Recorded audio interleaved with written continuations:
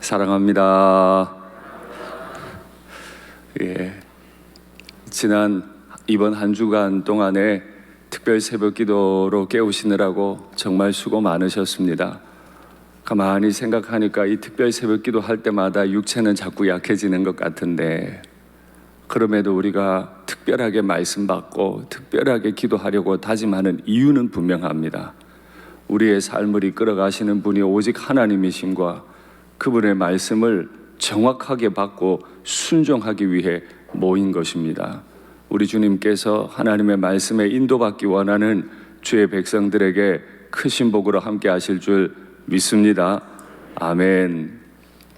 혹시 주일학교 자녀들과 부모님 같이 오신 가정 손 한번 들어보세요. 높이 드세요. 자랑스러운 일. 많지는 않네요. 네. 이따가 나가실 때 교역자들께 좀 말씀해 주세요. 담임 목사가 제 사비를 가지고 그 가정에 선물을 보내드리겠습니다. 한 주간 기도에 힘쓰고, 저는 어제 분명히 문자를 보냈습니다. 가족들, 자녀들 다 데리고 나오라고. 그 말씀에 순종하고 자녀들을 깨워 말씀 받고자 한 사람에게 하나님 당연히 복 주실 거고, 담임 목사인 저도 조금의 마음을 표할 테니까, 뭐 대단한 건 아니어도 맛있는 거 보내드릴 테니까 자녀들과 함께 그거 나누면서 우리 평생 이렇게 얻어먹고 살자 다짐하는 시간이 있으시면 좋겠습니다. 느끼셨는지 모르겠지만 저는 지난 5일 동안 우리가 어떻게 신앙생활을 해야 할까? 개혁교회의 신자들은 어떻게 신앙생활을 해야 할까? 누구와 어떻게 동행해야 할까에 관해서 말씀을 나누죠. 개혁교회 교인들의 신앙생활의 원리들 한번 확인하시죠. 하나님 중심, 성경 중심, 교회 중심, 영적 지도자 중심, 이 네 가지에 대해서 배웠고요. 어제는 국가와 어떻게 공존할 것인가 이야기를 했고, 오늘은 가정 중심입니다. 꼭 기억해 두십시오. 우리의 주인이신 하나님 중심으로 살려 하면 하나님의 말씀 중심으로 살아야 하기 때문에 두 번째 원리가 성경 중심입니다. 하나님께서 너무 사랑하셨고 하나님께서 이 땅에 주신 그 영적인 기관, 교회 중심으로 살아야 하는데, 교회 중심으로 살려 하면 교회의 마디로 부름받은 영적 지도자 중심으로 살아야 한다 말씀드렸어요. 그럼 가정은요? 앞서 말씀드린 이 네 가지를 훈련할 수 있고 그 네 가지가 완전히 실현될 수 있는 곳이 가정이기 때문에 가정 중심입니다. 그래서 오늘 일부러 토요일 아침에 이 말씀을 전합니다. 함께 부모님과 자녀들이 말씀을 받고 그 말씀대로 살아서 정말 하나님께서 기뻐하시는 천국 같은 가정 이루시고 하나님 앞에서 영원히 끊어지지 않는 믿음의 명문가 다 이루시기를 간절히 바랍니다. 제가 장가가는 날 제 부친께서 제게 말씀하셨어요. 경상도 분이시고 연세가 있고 6.25 전쟁 통해 6.25를 다 경험하신 어른이기 때문에 보수적이실 수도 있겠죠. 그런데 장가가는 날 제게 이렇게 말씀하시더군요. 너는 네 아내의 손으로 화장실, 욕실 청소하게 하지 마라. 그런 지저분한 건 남자들이 하는 거야. 어떠세요? 이 말씀에 동의하세요? 아멘. 요즘도 제가 제 고향에 가보면 저녁에 아버지 어머니 모시고 다니다가 저녁에 들어가면 꼭 벌어지는 광경이 있습니다. 어머니는 주방으로 바로 가시고 아버지는 청소기를 들고 온 집을 청소하시고 빨래 돌리고 빨래 널고 빨래 개고, 지금도 그대로 하고 계세요. 그런 저에게 그걸 말씀하신 거죠. 네 아내 손에 더러운 거 묻히게 하지 마라. 우리가 믿음의 가정을 이루려면, 믿음의 사람으로 살려면 첫째, 건전한 기준이 필요해요. 뭘 보고 배워야 되나? 뭘 따라 살아야 되나? 둘째, 그 그 건전한 기준에 대한 온전한 헌신이 필요합니다. 건전한 기준도 있어야 되고 그 기준을 마음으로 받고 그래 내가 이렇게 살아야 되겠다. 아내의 손에 지저분한 거 안 묻히겠다고 결단하고 평생 그렇게 산다면 그 가정에 불화가 있을 수 있겠습니까? 그런데 어느 순간 마음이 높아져서 내 손에 내가 왜 지저분한 거 묻혀야 돼? 생각하는 순간 가정은 어려움을 겪고 그 한 사람의 인생은 무너질 수밖에 없는 거죠. 그래서 오늘 우리 성도님들 앞에 한 가지 카드를 두었습니다. 오늘 말씀을 듣고 가정으로 돌아가시고 저녁에 가족들이 다 모여서 추수감사절 헌금 봉투와 함께 이것들을 한번 기록해 보세요. 우리 가정은 어떤 기준으로 살아갈 건가? 나는 어떤 기준으로 살 것인가? 건전한 기준이 있어야 되고 그 기준이 섰으면 거기에 대해 온전하게 헌신하는 복이 있기를 바랍니다. 이거 담임 목사가 또 뭐 하나 만들었네 가벼이 여기지 마시고 종이는 한 장짜리 가벼운 거지만 결단하고 헌신하는 가정에 주님께서 복 주실 줄 믿습니다. 오늘 본문은 요시야 왕의 아들 여호야김 왕 때에 일어난 일입니다. 성경을 읽으실 때 이런 전제들은 매우 중요합니다. 요시야 왕은 남유다의 16대 왕이에요. 남유다에서 가장 선한 왕들 중 하나죠. 무너졌던 하나님의 법에 의한 통치를 회복시킨 남유다의 종교개혁을 일으킨 위대한 왕이죠. 그런데 그 뒤를 따라 나온 18대 왕, 작은 아들이 먼저 왕이 돼서 17대 왕이 됐습니다. 여호아하스입니다. 그리고 그 위에 형이었던 여호야김이 18대 왕으로 등장한 때에 여호야김은 남유다에서 가장 악한 왕 중에 하나였습니다. 그러니까 얼마나 아이러니해요. 아버지는 하나님 앞에서 종교개혁을 일으키고 위대한 하나님의 나라를 세우려 하고 두 아들은 왕이 됐는데 먼저 왕이 된 아들은 3개월 만에 애굽의 포로로 끌려가 버리고 그 다음에 또 다른 왕이 되었는데 그 왕은 유다에서 가장 악한 왕 중에 하나가 되어버리고 우리가 믿는 신앙은 무엇입니까? 우리의 신앙은 어떻게 전수되는 것입니까? 여기에 우리는 분명한 기준이 필요하고 이 기준을 따라 힘을 다해 헌신하는 부모가 필요하고 그 부모의 명령에 온전히 헌신하는 자녀가 세워질 때 비로소 믿음의 명문가가 만들어지는 줄 믿습니다. 원래 이 여호야김의 이름은 여호야김이 아니었어요. 엘리야김이었습니다. 애굽 왕 바로, 그의 이름은 느고였습니다. 느고라고 하는 바로가 올라와서 이 여호야김으로 이름을 바꾸어 버립니다. 애굽에 복속되라는 요청을 한 거죠. 그런 의미로 내가 네 이름 바꿔도 되겠어? 하고 한 나라 왕의 이름을 바꿔버려요. 치욕스러운 이름이 된 거죠. 어쩌다 이렇게 됐습니까? 그는 자신을 향해 보내진 하나님의 종 우리아의 말씀을 받지 않고 오히려 우리아를 죽여버리는 일을 행하고 맙니다. 그리고 오늘 본문 이 다음 예레미야 36장에서도 굉장히 악한 행동을 하는데요. 그 악한 행동이 무엇이었는지 확인하시죠. 왕이 여후디를 보내어 두루마리를 가져오게 하매 여후디가 서기관 엘리사마의 방에서 가져다가 왕과 왕의 곁에 선 모든 고관의 귀에 낭독하니 그때는 9째 달이라. 왕이 겨울 궁전에 앉았고 그 앞에 불피운 화로가 있는데 여후디가 서너 쪽을 낭독하면 두루마리 서너 쪽을 낭독하면 왕이 그 두루마리를 면도칼로 샥 빼요. 화로불에 던져서 두루마리를 모두 태웠대요. 저 두루마리가 뭘까요? 땔감이었을까요? 그냥 소설책 시집이었을까요? 아니요. 그 속에 들었던 내용이 무엇이었길래 그걸 듣고 서너 페이지 읽고 나면 면도날로 베어버려서 다 태웠는지 한번 확인하시죠. 너는 두루마리 책을 가져다가 내가 내게 말하던 날 곧 요시아의 날부터 오늘까지 이스라엘과 유다와 모든 나라에 대하여 내가 너에게 일러준 모든 말을 거기에 기록해라. 유다 가문이 내가 그들에게 내리려 한 모든 재난을 듣고 각기 악한 길에서 돌이키리니 그리하면 내가 그 악과 죄를 용서하리라 하시니라. 유다야, 네가 이 죄를 지었는데 오늘 내가 이 두루마리를 보내니 이 두루마리를 읽고 회개하면 살 것이라 한 내용이에요.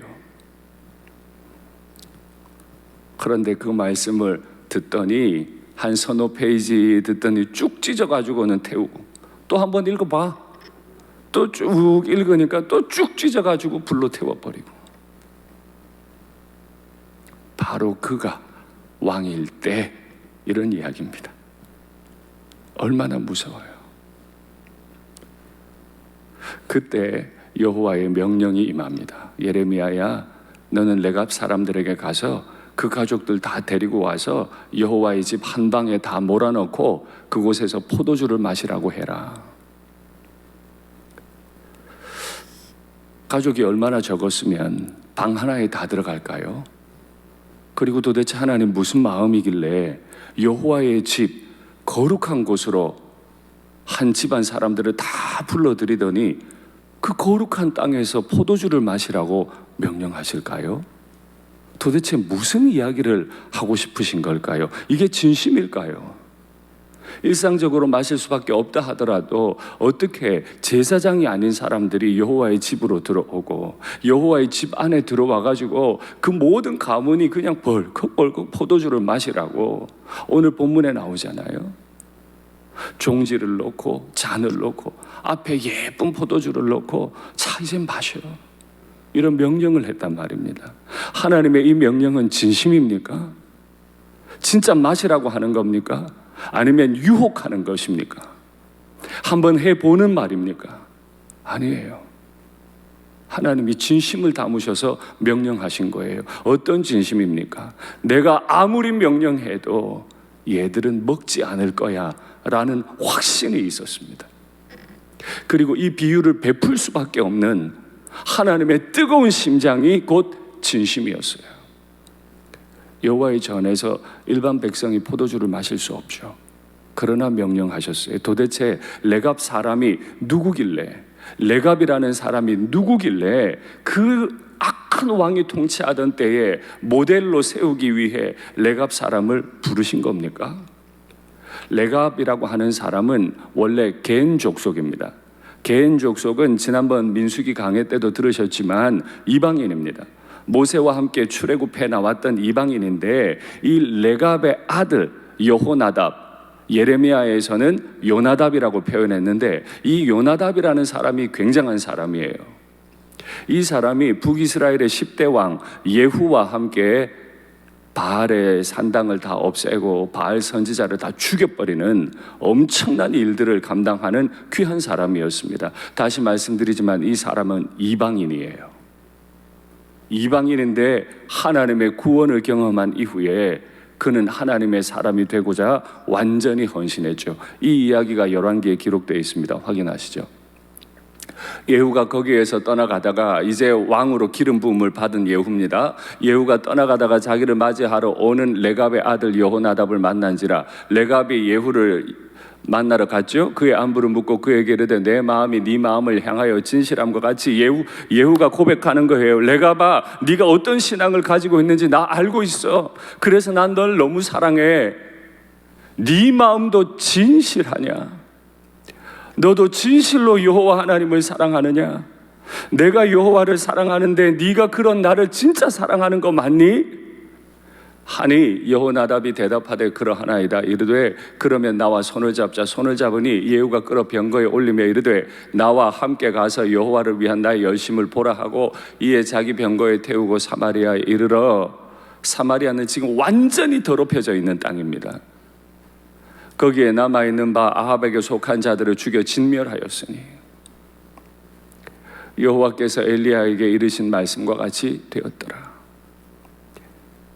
아합 집안에서 바알을 섬겼던 모든 사람들을 다 죽여버리는 일을 한 게 바로 요나답 혹은 여호나답이에요. 레갑이 자란 건 아주 걸출한 아들 하나 둔 것밖에 없어요. 그런데 하나님은 요나답의 사람이라고 하지 않고 레갑 사람이라고 불러줘요. 부모가 좀 더 위대하면 좋을 텐데 아들이 더 위대했네요. 그래도 우리는 소원합니다. 나보다 내 자식들이 신앙이 더 뛰어나기를 바랍니다. 하나님을 더 사랑하게 되기를 간절히 바랍니다. 이것이 우리의 간절한 기도 제목이죠. 그런데 이 요나답이 그렇게 작은 종교개혁을 일으키면서 한 가지 결단한 게 있어요. 이 땅을 바라보니까 이야, 이 땅은 정부치고 살 곳이 아니야. 내가 내 자식들에게 명령해야 되겠다. 이 땅이 너무 더럽고 아차 하는 순간 내 신앙 다 더럽혀지겠으니까 너희는 땅 사지 마. 집도 짓지 마. 밭이나 포도원도 가꾸지 마. 종자, 씨 뿌리는 일도 하지 마. 다만 장막 하나 짓고 살아. 장막을 짓는다는 말은 유목민으로 살라는 얘기입니다. 텐트 짓고 살다가 또 이동하라는 얘기입니다. 그리고 포도주도 마시지 마. 명령했습니다. 그 명령에 순종하면요, 물려받을 재산이 하나도 없게 돼요. 가진 게 없으니까. 세상에 재미 하나도 없어요. 날 든든하게 지켜줄 게 아무것도 없어져요. 말씀 확인하시죠. 우리가 레갑의 아들 우리 선조 요나답이 우리에게 명령한 모든 말을 순종하여. 묻겠습니다. 그래도 순종하시겠습니까? 우리 자녀들은 내가 이 명령을 하면 순종할 수 있겠습니까? 집도 짓지 마. 밭도 사지 마. 맨날 이사 다녀. 말씀 올려주시죠. 우리와 우리 아내와 자기 자녀가 평생 동안 포도주를 마시지 않았습니다. 살 집도 짓지 않았습니다. 포도원이나 밭이나 종자도 가지지 아니했습니다. 장막에 살면서 우리 선조 요나답이 우리에게 명령한 대로 다 지켜 행하였노라. 아멘. 저의 부친이 저에게 너는 앞으로 집도 가지지 마. 네 자신을 위해서 씨앗도 가지지 마. 또 돌아다녀. 포도주도 마시지 마. 오직 여호와만 두려워해. 명령했으면 제가 지금 그 명령을 따르고 있을까요? 그런데 하나님을 사랑했던 요나답이라고 하는 그 선조는 그의 후손들에게 단 하나의 이유, 이 세상이 너무 더러우니, 여기 물들까 두려우니 너희들은 여기에 미련을 갖지 마라 라고 명령한 거예요. 그 오래된 명령을 아직까지 기억하고 있는 거예요. 그 명령이 대대손손 전해져서 레갑 사람들이라고 부름받은 사람들은 아직도 지켜요. 여기서 우리는 몇 가지 고민점을 찾습니다. 첫째, 아버지들께 묻습니다. 세상에 대한, 내 자녀들이 걸어가야 할 길에 대한 이런 영적인 분별력을 가지고 계십니까? 둘째요, 그 분별력을 가지고 이렇게 권위 있게 하나님의 말씀에 명령할 수 있고 이렇게 권위 있게 하나님께 순종할 것을 말하실 수 있습니까? 다른 건 다 주는데, 재산도 다 만들어 주는데 이 안목을 하나님 아버지 앞에 순종하도록 하는 이 엄청난 권위의 명령을 내 자녀들에게 지금 주고 계십니까? 이제 자녀들에게 묻습니다. 이 엄청난 명령을 마음으로 받고 레갑 사람들처럼 순종할 수 있겠습니까? 그 명령에 순종하면 고달파져요. 인생 하나도 재미없어요.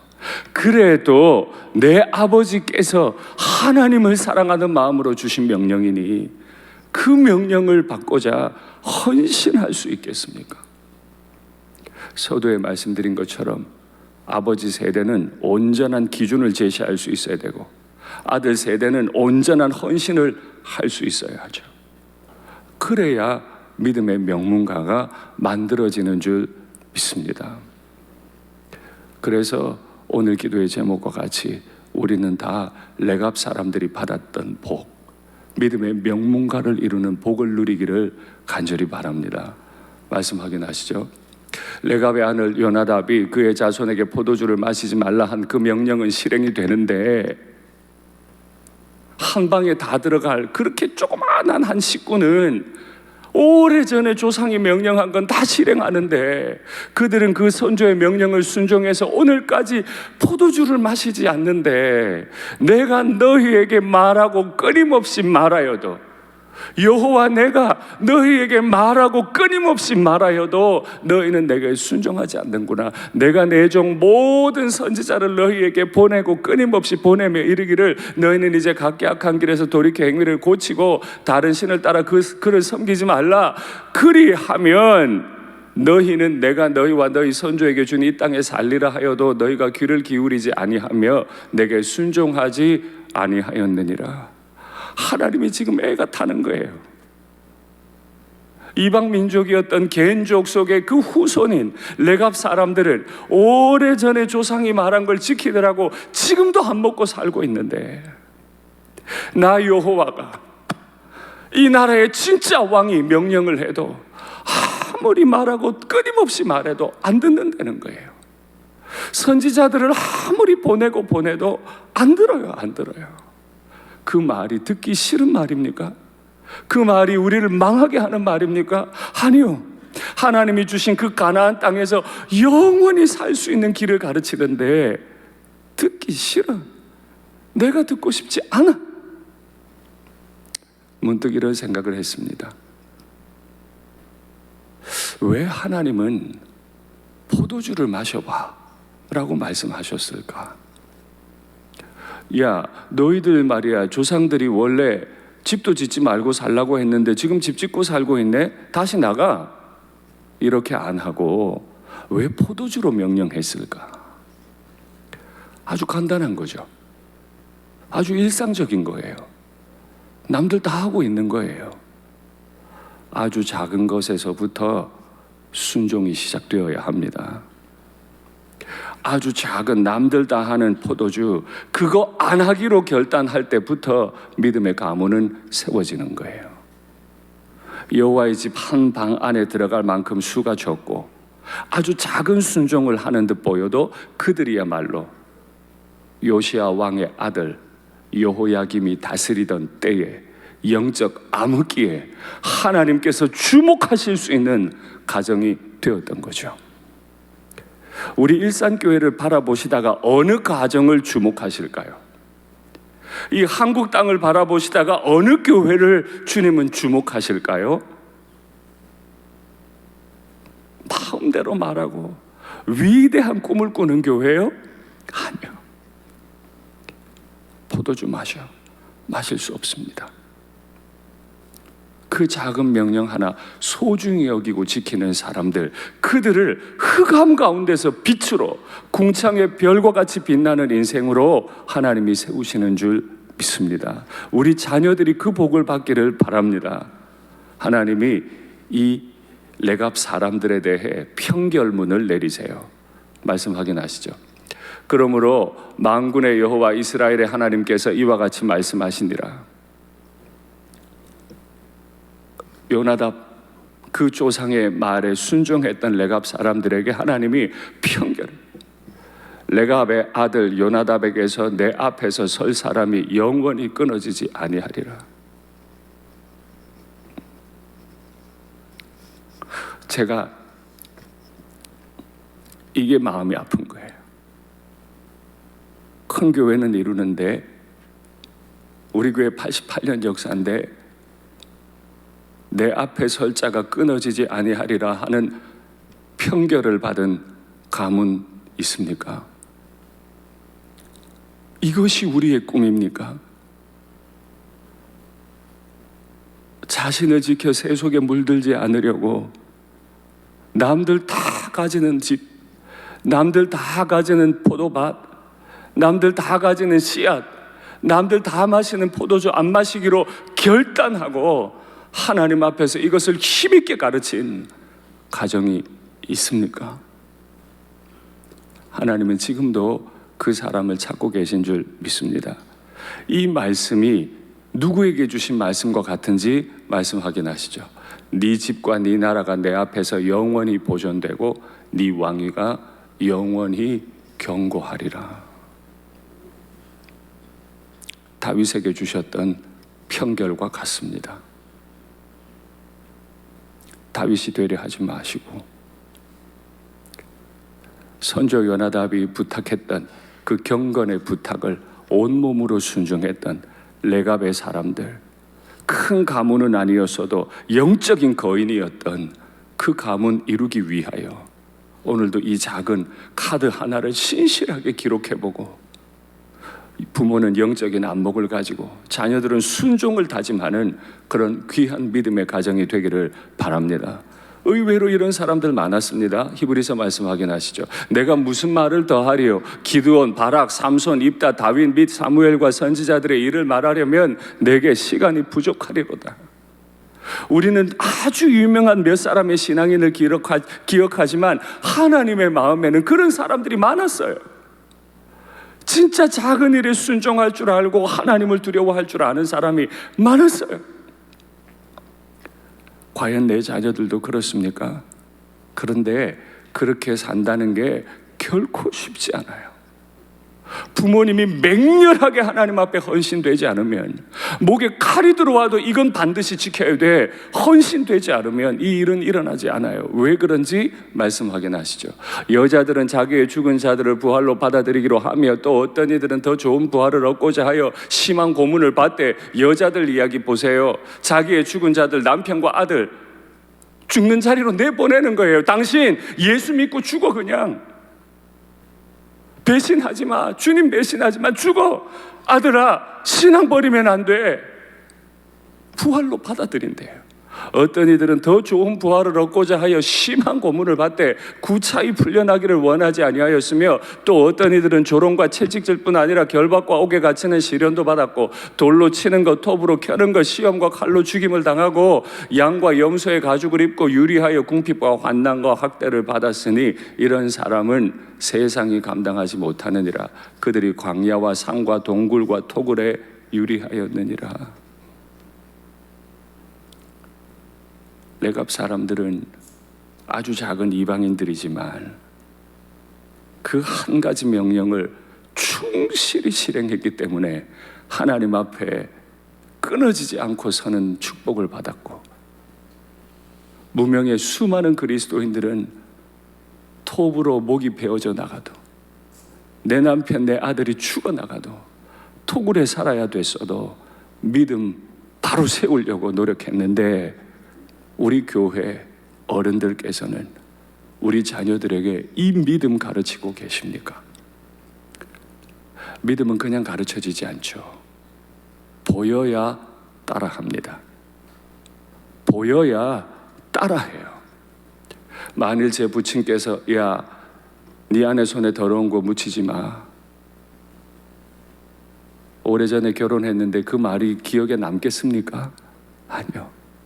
그런데 지금도 그 말이 기억에 남는 건 아버지를 뵐 때마다 늘 청소기 드시고 걸레 빠시고 세탁기 돌리시고 빨래 계시는 아버지의 등을 제가 보았기 때문에, 지금도 보고 있기 때문에 그것이 가능한 것처럼 보여야 되죠. 아마 읽어보셨을 겁니다. 파인애플 스토리라고 하는 책을 아세요? 선교사님께서 네덜란드령 뉴기니에 가서 7년 동안 사역하면서 겪은 이야기를 수필로 기록한 거죠. 들어가서 정말 야심찬 꿈을 가졌습니다. 선교사니까 그 지역을 다 구원시키고 싶었겠죠.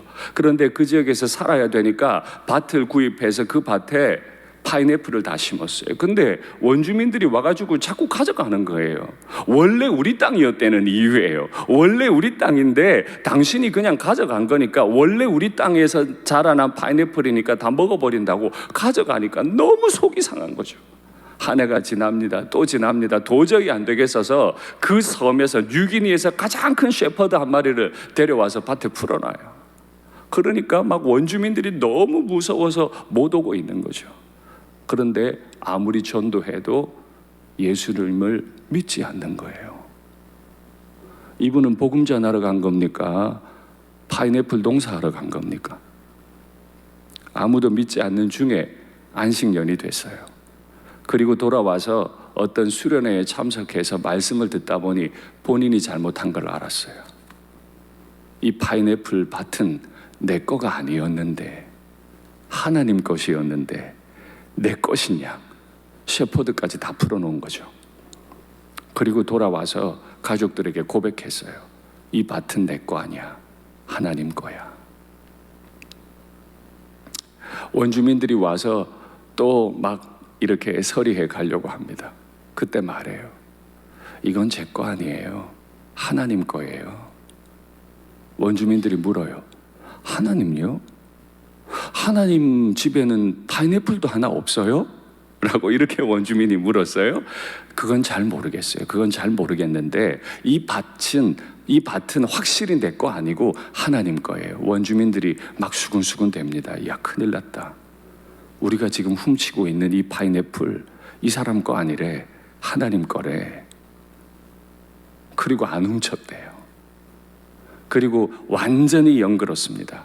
이제 파인애플이 다 녹아내릴 판이에요. 그래도 안 먹고 있으니까 원주민들이 와요. 이거 다 지금 다 녹아요. 이거 지금 빨리 먹어야 돼. 이랬더니 내 거 아니라니까. 그러니까 원주민들이 야단이 난 거 이거 빨리 먹으라고. 아, 그래? 그러면 좀 나눠줄게. 나눠주고 가족들과 함께 파인애플을 먹으면서 주님 앞에 감사기도 했대요. 그리고 그 책의 결론이 이와 같습니다. 확인하시죠? 몇 년 동안 원주민들은 내 말을 들으면서 내 행동을 지켜보고 내 말과 행동이 일치하지 않는 것을 보았습니다.